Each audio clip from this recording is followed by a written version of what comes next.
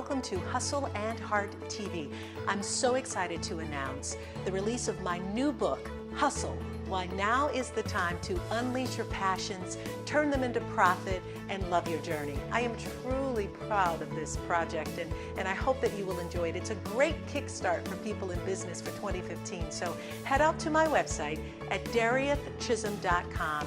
You can get information there and grab yourself a copy. It's also available on Amazon, and I hope that you'll share this with others in your life who are entrepreneurs, maybe looking to start a business or looking to grow or expand their business. Okay, so my next guest on our show today is a powerhouse of information for women business owners. Her name is Rebecca Harris, and she is the director for the Center for Women's Entrepreneurship at Chatham University.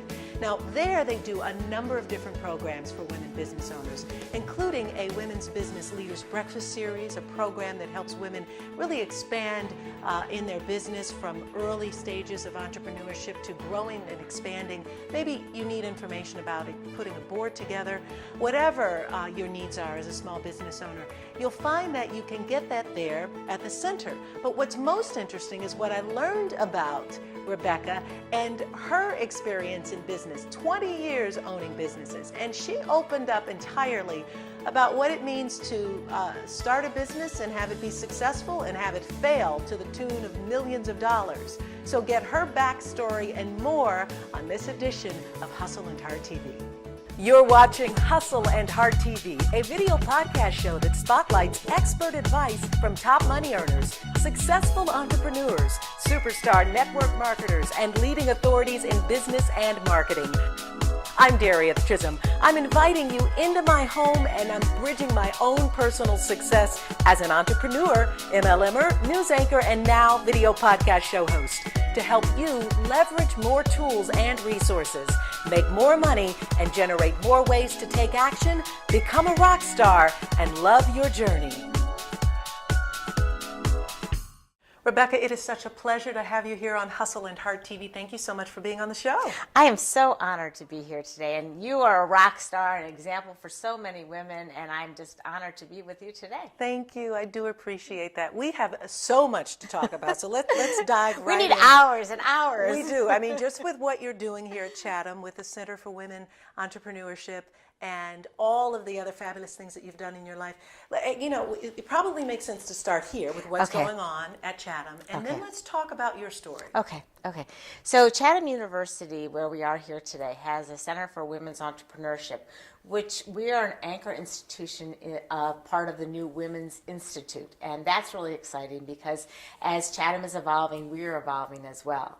So we have really dedicated ourselves to help women start and grow their businesses. We also help students as well. So our mission is to create economic opportunities for women and students through entrepreneurial education and training, through mentoring. I'm a strong believer in mentoring, and in networking, because it's all about networking, right? It really is. So that's the overall gist of what we do. And people can simply go out to the website and find a bevy of opportunity. They definitely can. You can come to a Women Business Leaders Breakfast. You can come to a 12-week training session. You can come to a half-day Saturday workshop.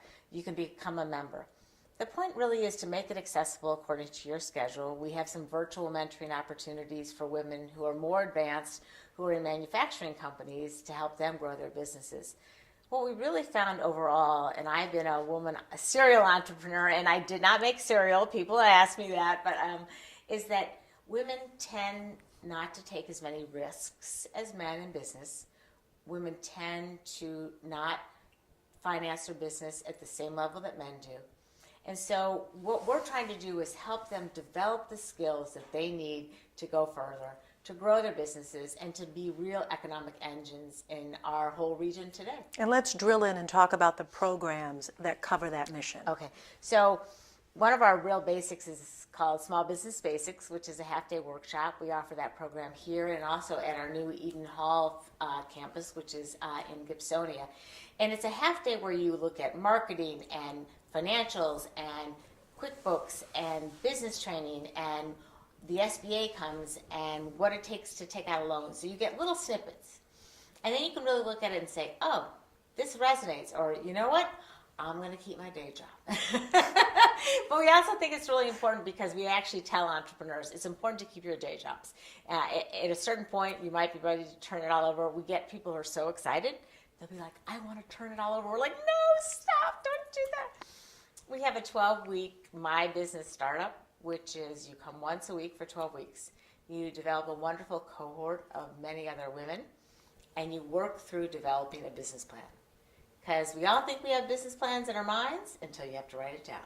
I'm sure in many of your entrepreneurial ventures, you have thought, I have the business plan of a lifetime, and what happened when you tried to write it down? Yeah, some of them I wrote down, some of them I didn't. And for those that I didn't, they didn't quite go quite as well. Right. Because you think you have it all here Yeah. and you're ready to go. Yeah. And part of it is processing the good and the bad and the ugly. Right, and the ugly. And knowing your competition, the market for your product. I do a lot of talking and speaking to women about, is your product something that people want, or is it something that people need? I need to have dark chocolate every day. Now, I probably want to have dark chocolate every day. But what products do people really need versus what they want? And do you have the ability to turn a want into a need? That's a very skilled marketing person. And so that's some of what's involved. But who's your competition? What's your niche? There's no such thing really as an original idea. It's just, can you make it better? So you learn that in the My Business Startup. Knowing your avatar, knowing who it is that you're marketing to, knowing everything about, giving that person a name and knowing that person's life story. Right. So that as you begin to fine-tune whatever the product or service or the business is, you can almost relate it to Sally or Jim. Absolutely. And I think it's really critical because I want to take a step back, because when I came here, I thought of myself as an entrepreneur coming here. There's a term called entrepreneurship, and many of the women who connect with this actually work in companies, and they're entrepreneurs. They operate entrepreneurially within the confines of an existing organization. And so they have a budget, they have a staff, they have to come up with new products. What they did yesterday is great, but it's not good enough for tomorrow. And I think that really resonates with a lot of people. So when we came in, I came in with a lot of ideas, but I was like, they might be great ideas for me, but are people going to buy them? And I think that we all have that, well, it's the best idea since sliced bread, but how do we know that people need it? So during that 12 weeks for a small startup, for someone just getting started, it really helps to focus in on some of those tangible questions that every small business owner should be asking themselves. Absolutely. When they get through that 12-week program, what are some of the next steps that they learn? So they can attend our Women Business Leaders Breakfast Series, which are the second Friday of each month. We have very exemplary women talking about what they've learned in their business ventures. We have a membership program where you can meet and do consulting one-on-one. I provide that in terms of strategic marketing consulting. You can go on to a My Business Growth, which is an even more involved set of classes. You can take some time, really work on your business, come back and reconnect with us. Our online program offers a lot of learning materials online. So what we like to think is that you kind of stay connected. We have monthly coffees, and so people get together on the first Wednesday of each month in different locations around the city. So a big part of this is networking, a big part is learning, and a big part is really developing confidence. I think I've met a lot of women who I think are wonderful and very capable, and they don't feel it themselves.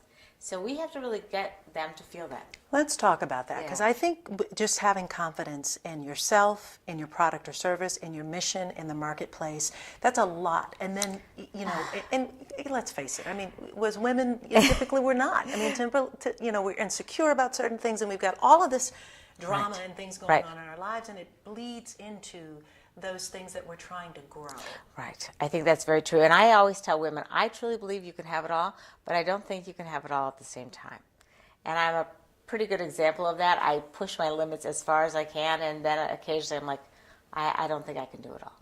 So what we try to do is help you really chart your course, find your niche. What are you really good at? And then we tell women they need to hire people. Women also don't grow their businesses because they don't hire, because they don't want to feed another mouth. Well, we've been feeding mouths since the beginning of time. I mean, women still are the primary caregivers. Men have come a long way, and they've really helped in many instances, but women are still handling a lot of that. So they think that they can do it all, and they don't want to be responsible for another person. In some ways, you want to hire somebody who's directly opposite than you. They have all the skills that you don't have, so that you can go and do what you're very best at. Because in some ways, you'll make a lot more money and you'll grow your business. And that relief of not having to do the things that burden you down is very, very important. Yeah, I made that decision at the beginning of the year, and it took me a while to get there, but I knew I needed help, and I knew I needed to find someone who was total opposite of what, and I often remind her, don't let me pull you into my space. Right. You do what you do good. Right. I brought you here because you're not like me. Right.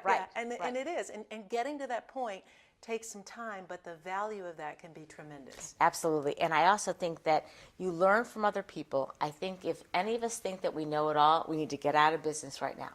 We also talk to women about the difference between a business and a hobby. This is a business that you're entering. There's going to be ups and downs. You're going to have to make very tough decisions. If you want a hobby, you should have a hobby. But you need to really delineate and know this is a business, and you're going to have to put some things on the line and take risks. And so that's tough.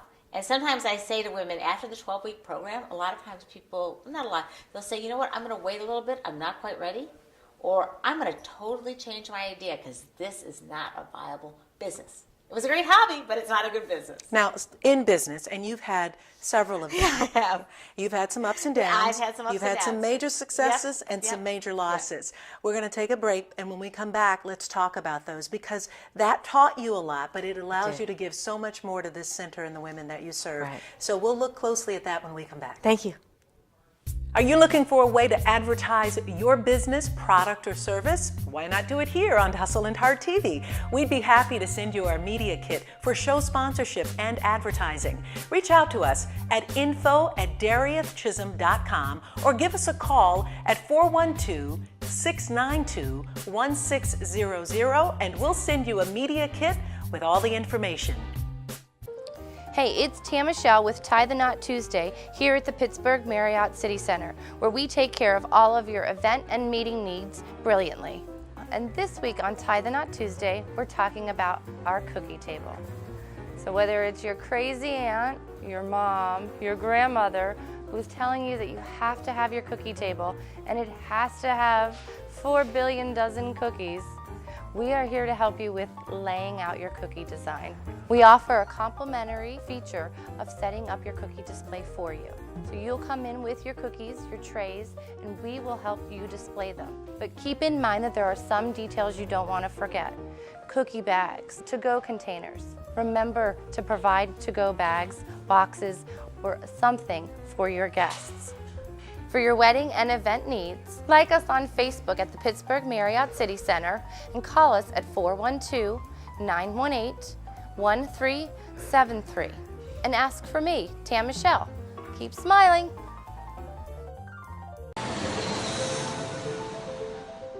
This is not a hotel. It's an idea that travel should be brilliant. Because it's not only about where you're staying, it's about where you're going.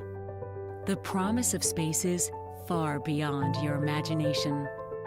We're here to advance the art of hosting so you can make the most of your journey. Pittsburgh Marriott City Center. Travel brilliantly. Rebecca, you are no stranger to having business. You've had small, big success and not so success. So give us your backstory and your business experience. All right. Well, this is a story that not many people know, but I started my first business when I think I was in 9th grade, and my father and I decided that we were going to build an ice skating rink in my backyard, and I was going to charge people to skate on the rink, which I think that was pretty formidable. So I live in St. Louis, Missouri. That's where I'm from.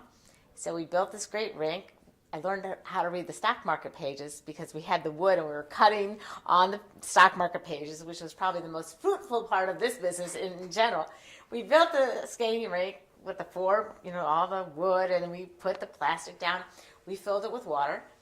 St. Louis is rather mild in the winter. I had one frozen day, and we proceeded to kill all of my mother's azaleas. And I think I made $1. But that did not deter me from continuing this journey. I think the key to being an entrepreneur is that I'm always looking to solve problems. I don't go a day without thinking how I can solve a problem. And it comes intuitively. So for those of us who are entrepreneurs, we don't know how to think differently. My next business was in the late 1980s when my father had very high cholesterol and he loved to eat Entenmann's.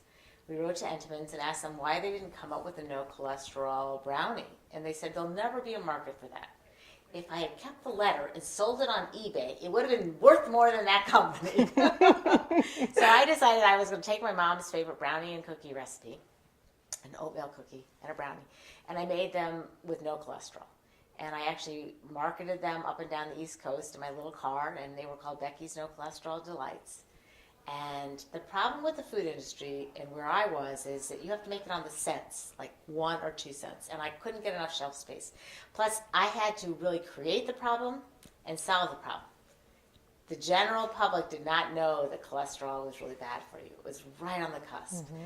So I did not make much money. I ate a lot of nice brownies on that one. That was a great endeavor.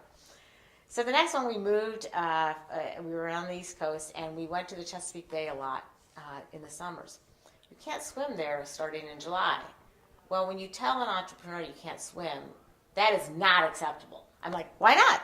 There are jellyfish there called nettles. So I invented a big net that you could swim in called a nettle knot, and you could jump in the net and went down, and the water came back through. It had a bottom, but the jellyfish couldn't. And I actually got a patent for it. I worked with a boat builder, and I wrangled my dad in again. He lives in St. Louis. He had a day job. He was a lawyer. He kept his day job, which is a good thing. And I sold these in trade shows and boat shows. As I said before, there's never such thing as a new idea. There's just a better one. At the exact same time, another gentleman came on the market and built a similar product called a boat pool. His weighed about 3 pounds, mine weighed about 20. And if you're going to use them on boats, you want something that's smaller. And his was an inflatable rim, didn't hold the parameters well as mine did, which were floats, but he won that game. And if you're an entrepreneur, one of the things I learned from this was you got to know when to get in, and you need to know when to get out. And you don't use good money to chase bad. But the third business was my $1 million company. And this, as many of you might know, and we talk a lot about women and women making the $1 million mark. Only 3% of all women business owners get to the $1 million mark, or 6% of all male business owners get to the $1 million mark. And we're talking about small businesses under 500 people. It's a huge discrepancy. And part of the reason is that women don't take risks, the kind that they should. I moved to Toledo, Ohio. My husband had a job, and my daughter was 4 months old. And he went off to work. We had no family. And nobody gave me a handbook on how to raise children. I have an MBA. I don't know what to do with this child. So I met a woman in a parking lot, and I asked her if she would be my friend. And she either felt really sorry for me or thought I was crazy, or probably both. But we started a wonderful company called Toledo Area Parent News. So we built a mini empire. She was the designer and I was the marketing and sales. And we went out and we started a parent newspaper. We had a baby magazine. We had a huge back-to-school fair. We had an Ann Arbor parent paper, and we developed a city paper. This was in the early 1990s, and I sold my half the company to her in the 1998, 99. And I think the key to this business and the trifecta and the lessons learned were, one, I was passionate about it. The others I cared about, but I was passionate about the media. I love the media, and you're a media buff, so you know. I was passionate about helping other women learn how to raise their children because I knew nothing about it, and I didn't have family with me. And I was passionate about creating this product because I just wanted to absorb as much information as I could. Now, I did not have to compete with the internet.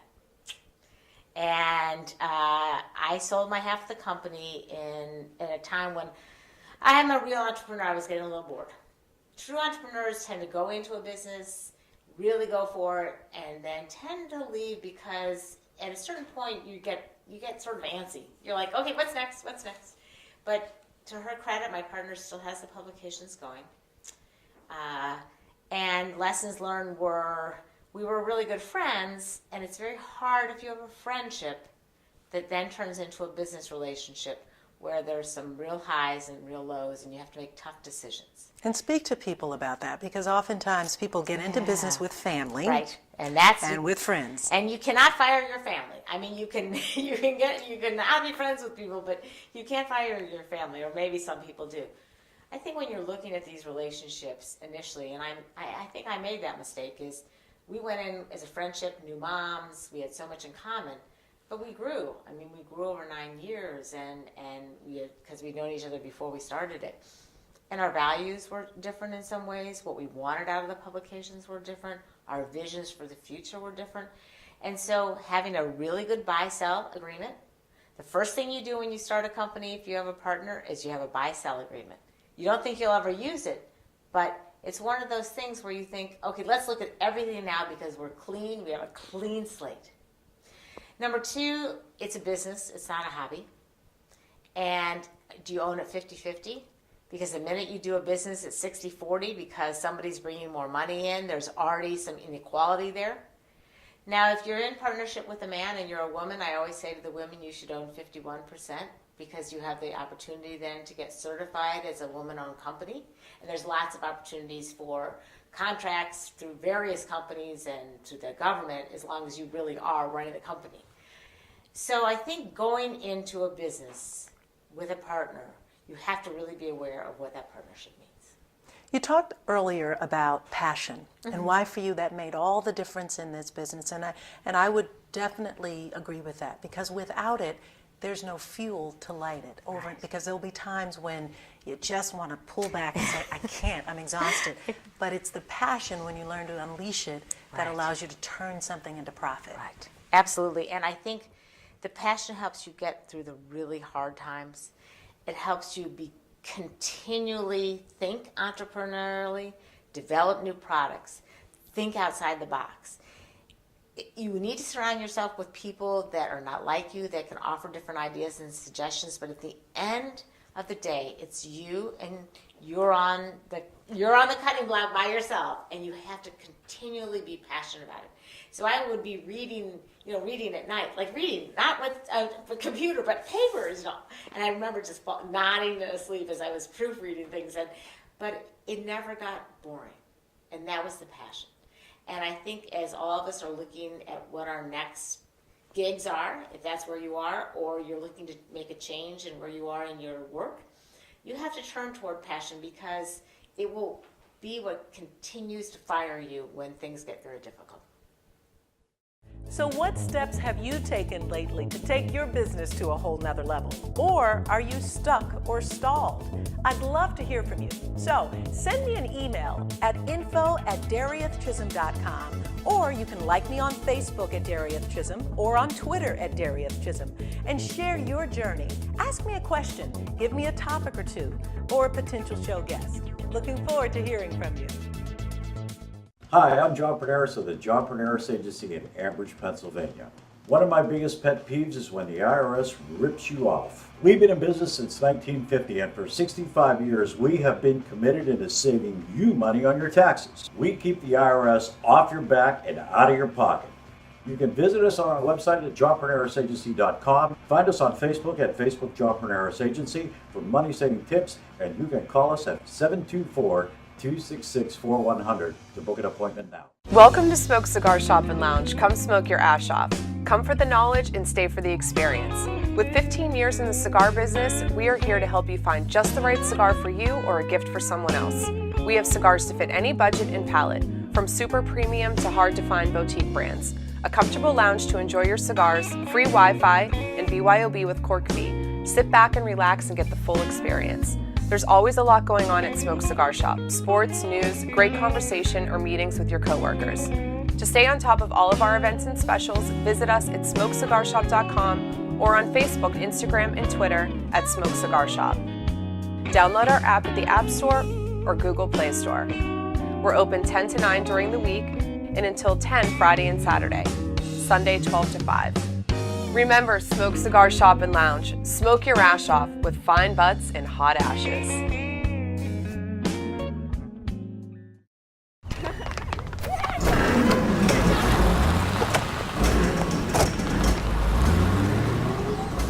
One place for all your insurance needs? Of course. See State Farm Agent Steve Chris. Call or stop by today. Hi, my name is Jim Kuzak. I'm a former police officer in the city of Clairton, injured in the line of duty in April 2011. I'm telling you that I'm out here being positive for the law enforcement community in Western Pennsylvania. You're watching Hustle and Heart TV.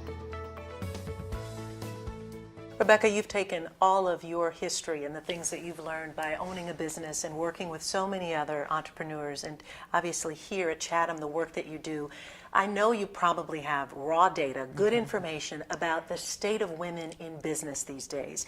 Are we doing well? Are we, you shared figures earlier about female millionaires versus male millionaires, but where are women in business in this day and age? We're definitely doing better, and it's nice to be surrounded by Chatham University, by the Institute, the Women's Institute here, which will really help continue to advance the state of women in business and in politics and really in general, because I think women are so strong.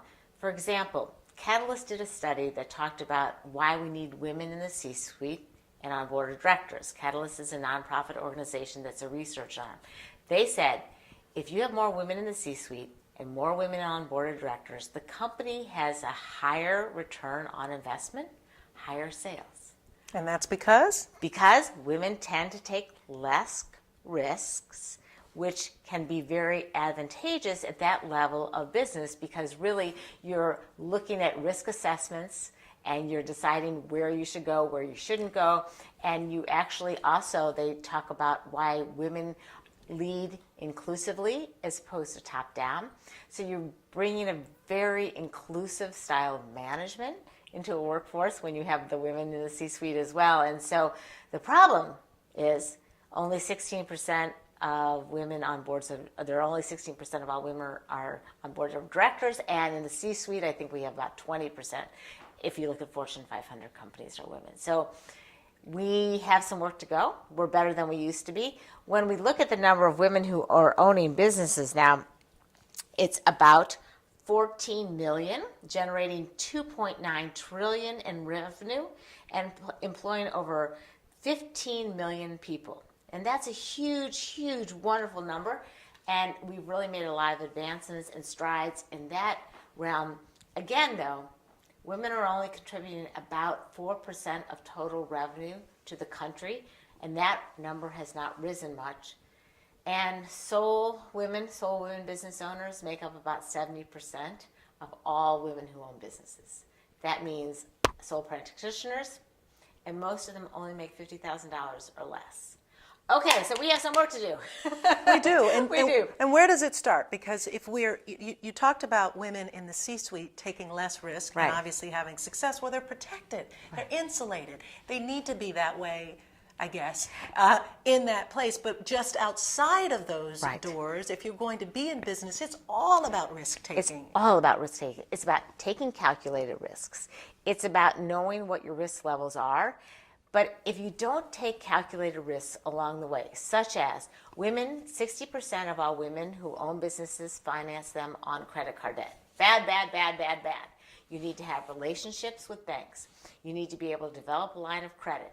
You need to be credit worthy.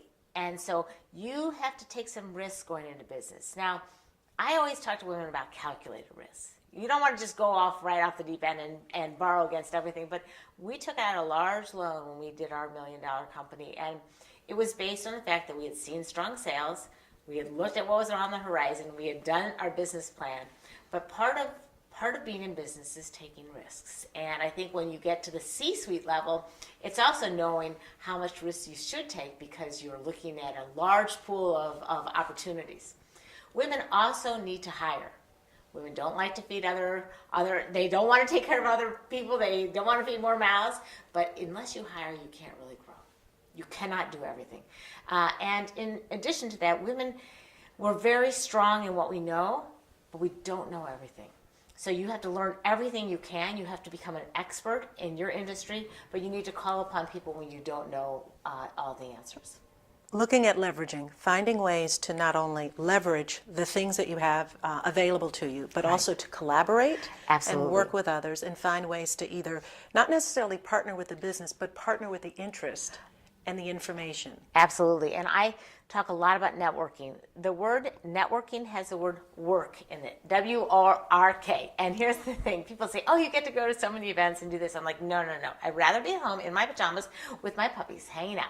But the key is you have to be out once a week networking in a place where you don't know people, where you can make connections. Because people do business with people that they like. So besides having a really good social media presence, which I really recommend to all of our women business owners, you have to get out there. You have to meet people. You have to have lunch with people. It's very important. And I think that's a big part of this. And women, we're good at that. Like, go do that. You're really good at it.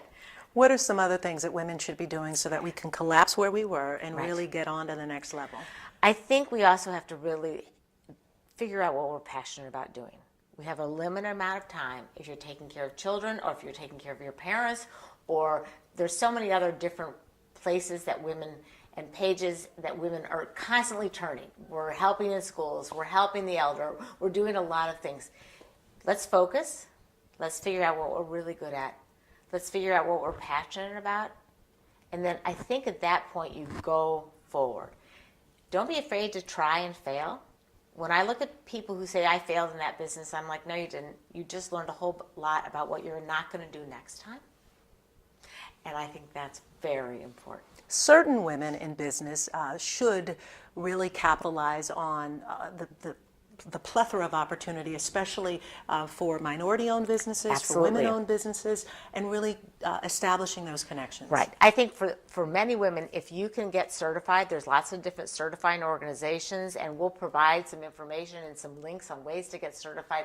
But at a 51% ownership, you'll have access to contracting opportunities through the government, through local local counties. You can also, there's private certifications as well. So a lot of large private corporations are looking for women and minorities to fulfill a lot of their contract obligations.